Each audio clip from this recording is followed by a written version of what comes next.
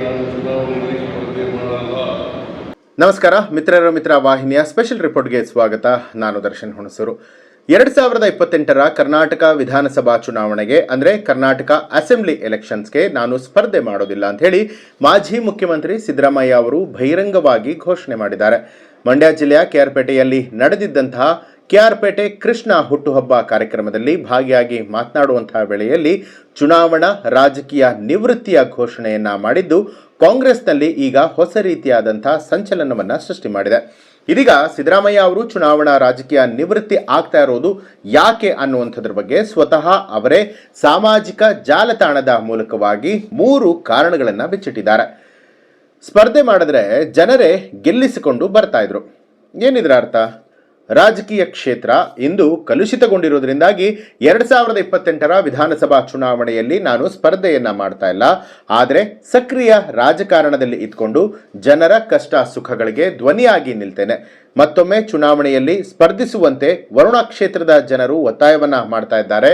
ಆದರೆ ಇನ್ಮುಂದೆ ನಾನು ಯಾವುದೇ ಚುನಾವಣೆಯಲ್ಲಿ ಸ್ಪರ್ಧೆನ ಮಾಡೋದಿಲ್ಲ ಅಂತ ಅಂದ್ಕೊಂಡಿದ್ದೇನೆ. ಈ ಹಿಂದೆ ಚುನಾವಣೆಯಲ್ಲಿ ಸ್ಪರ್ಧೆ ಮಾಡಿದಾಗ ಕ್ಷೇತ್ರದ ಜನರೇ ನಮಗೆ ದುಡ್ಡನ್ನು ಕೊಟ್ಟು ಗೆಲ್ಲಿಸ್ಕೊಂಡು ಬರ್ತಾ ಇದ್ರು.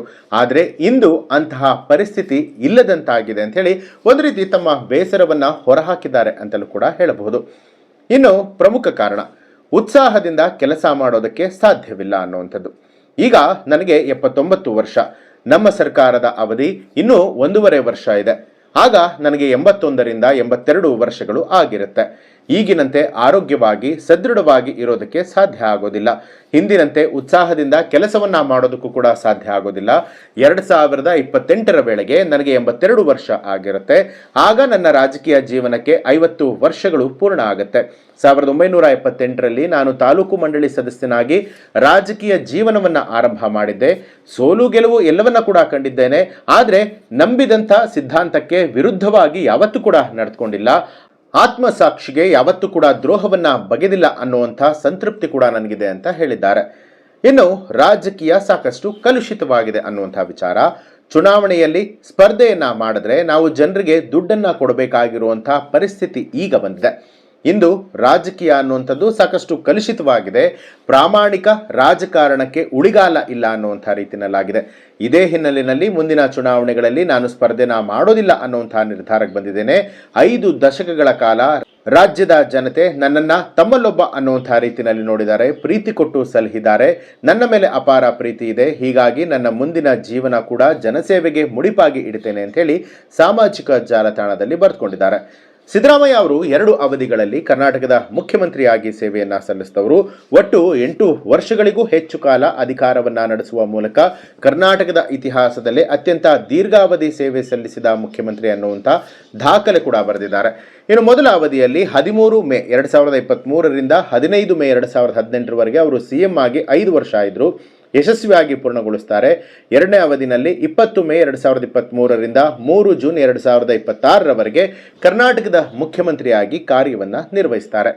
ಈ ಹಿಂದೆಯೂ ಕೂಡ ಇಂತಹದ್ದೇ ಹೇಳಿಕೆಯನ್ನ ಸಿದ್ದರಾಮಯ್ಯ ಅವರು ಕೊಟ್ಟಿದ್ರು ಅನ್ನುವಂಥದ್ದನ್ನ ನಾವು ಗಮನಿಸಬೇಕಾಗುತ್ತೆ. 2013ರಲ್ಲಿ ಮೊದಲ ಬಾರಿಗೆ ಮುಖ್ಯಮಂತ್ರಿ ಆಗುವಂತಹ ಸಂದರ್ಭದಲ್ಲಿ ಇದು ತನ್ನ ಕೊನೆಯ ಚುನಾವಣೆ ಅಂತ ಹೇಳಿ ಮಾಧ್ಯಮಗಳ ಮುಂದೆ ಸಿದ್ದರಾಮಯ್ಯ ಅವರು ಹೇಳಿಕೆಯನ್ನ ಕೊಟ್ಟಿರ್ತಾರೆ. ಬಳಿಕ 2018ರ ವಿಧಾನಸಭಾ ಚುನಾವಣೆಯಲ್ಲಿ ಚಾಮುಂಡೇಶ್ವರಿ ಮತ್ತೆ ಬಾದಾಮಿ ಕ್ಷೇತ್ರಗಳಿಂದ ಸ್ಪರ್ಧೆಯನ್ನ ಮಾಡುವ ಮುನ್ನ 2018ರ ಚುನಾವಣೆಯ ಬಹುಪಾಲು ತಮ್ಮ ಕೊನೆಯ ಚುನಾವಣೆ ಆಗತ್ತೆ ಅನ್ನುವಂಥದ್ದನ್ನ ಪುನರುಚ್ಚಾರ ಮಾಡಿರ್ತಾರೆ. 2024 ಏಪ್ರಿಲ್ ಅಲ್ಲಿ ಮೈಸೂರಲ್ಲಿ ಮಾತನಾಡುವಂತಹ ಸಂದರ್ಭದಲ್ಲೂ ಕೂಡ ನನಗೆ 77 ವರ್ಷ ಆಗಿದೆ, ಈ ಅವಧಿ ಮುಗಿದಾಗ 81, 82 ದಾಟಿ ಇರುತ್ತೆ, ಹಾಗಾಗಿ ಉತ್ಸಾಹದಿಂದ ಕೆಲಸ ಮಾಡೋದಕ್ಕಾಗೋದಿಲ್ಲ. 2028ರ ವಿಧಾನಸಭಾ ಚುನಾವಣೆಯಲ್ಲಿ ನಾನು ಸ್ಪರ್ಧೆ ಮಾಡೋದಿಲ್ಲ ಅನ್ನುವಂಥ ಸ್ಪಷ್ಟನೆಯನ್ನ ಕೂಡ ಸಿದ್ದರಾಮಯ್ಯ ಅವರು ಕೊಟ್ಟಿರುವಂಥದ್ದು. ಒಟ್ಟಾರೆಯಾಗಿ ನೋಡುವಂಥದ್ದಾದ್ರೆ ಕರ್ನಾಟಕ ರಾಜಕೀಯದಲ್ಲಿ ಸಾಕಷ್ಟು ಜನ ರಾಜಕಾರಣಿಗಳು ಬಂದ್ರು ಹೋದ್ರು, ಆದರೆ ಸಿದ್ದರಾಮಯ್ಯ ಅವರ ಆಡಳಿತ ನಿಜವಾಗ್ಲೂ ಕೂಡ ಮೆಚ್ಚಬೇಕಾಗಿರುವಂಥದ್ದು. ಯಾಕೆಂದ್ರೆ ಅವರೇ ಹೇಳಿರೋ ಪ್ರಕಾರವಾಗಿ ಬಹಳ ಒಂದು ರೀತಿ ಉತ್ಸಾಹದಿಂದ ಕೆಲಸ ಮಾಡುವಂತಹ ರಾಜಕಾರಣಿ, ಜೊತೆಗೆ ಎಲ್ಲದಕ್ಕಿಂತ ಮುಖ್ಯವಾಗಿ ಆತ್ಮಸಾಕ್ಷಿಗೆ ವಿರುದ್ಧವಾಗಿ ಕೆಲಸ ಮಾಡುವಂತಹ ರಾಜಕಾರಣಿ ಅಲ್ಲ ಅನ್ನುವಂಥದ್ದನ್ನ ನಾವು ಗಮನಿಸಬೇಕು.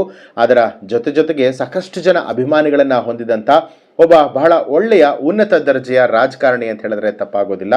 ಪಕ್ಷ ಯಾವುದೇ ಆಗಿರಲಿ, ಅದು ಕಾಂಗ್ರೆಸ್ ಆಗಿರ್ಬೋದು, ಬಿಜೆಪಿ ಆಗಿರ್ಬೋದು, ಅಥವಾ ಬೇರೆ ಪ್ರಾದೇಶಿಕ JDS ಪಕ್ಷವೇ ಆಗಿರ್ಬೋದು, ಅಥವಾ ಒಬ್ಬ ಸ್ವತಂತ್ರ ಅಭ್ಯರ್ಥಿ ಆಗಿರ್ಬೋದು, ರಾಜಕೀಯ ಅಥವಾ ರಾಜಕೀಯ ಸಿದ್ಧಾಂತಗಳು ಅಂತ ಬಂದಂತಹ ಸಂದರ್ಭದಲ್ಲಿ ವೈಯಕ್ತಿಕವಾಗಿ ಸಿದ್ದರಾಮಯ್ಯ ಅವರು ಸಾಕಷ್ಟು ಜನರು ಮೆಚ್ಚಿದಂಥ ಒಬ್ಬ ಜನನಾಯಕನಾಗಿದ್ದರು. ಹಾಗೆ ಈವರೆಗೂ ನೀವು ಕೊಂಡಂತಹ ರಾಜಕೀಯ ಗಣ್ಯರಲ್ಲಿ ಪ್ರಮುಖವಾಗಿ ಸಿದ್ದರಾಮಯ್ಯ ಅವರಿಗೆ 100ರಲ್ಲಿ ಎಷ್ಟು ಅಂಕಗಳನ್ನು ಕೊಡ್ತೀರಾ ಅನ್ನುವಂಥದ್ದನ್ನು ಕಮೆಂಟ್ ಮಾಡುವ ಮೂಲಕ ತಿಳಿಸಿ ಅಂತ ಹೇಳ್ತಾ ನಾಳೆ ಮತ್ತೊಂದು ವಿಶೇಷವಾಗಿರುವಂತಹ ವಿಡಿಯೋದಲ್ಲಿ ಮತ್ತೆ ಸಿಗ್ತೀನಿ. ನಮಸ್ಕಾರ. ಹೆಚ್ಚಿನ ವಿಡಿಯೋಗಳಿಗಾಗಿ ಮಿತ್ರರ ಮಿತ್ರ ಚಾನೆಲ್ ಅನ್ನು ಸಬ್ಸ್ಕ್ರೈಬ್ ಮಾಡಿ, ಬೆಲ್ ಐಕಾನ್ ಒತ್ತಿ.